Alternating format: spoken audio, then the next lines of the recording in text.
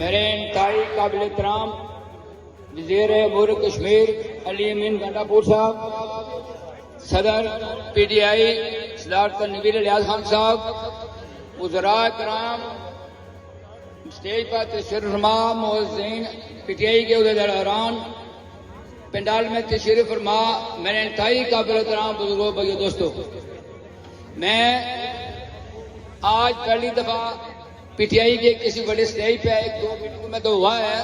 मैं नया एक अब 4-5 दिन पहले मैं PTI में शामिल हुआ हूँ।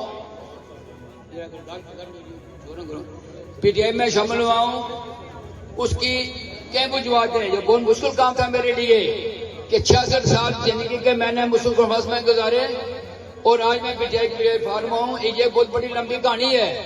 ये जो मैं आया हूँ, ये मैं एक तो मैं सच्ची बात है कि मैं अपने जमात के कायदीन के साथ और नजरिए के लिए और मोहब्बत की तरफा मोहब्बत थी मेरी, उसमें झगड़ा हुआ था और मेरे में बंद था।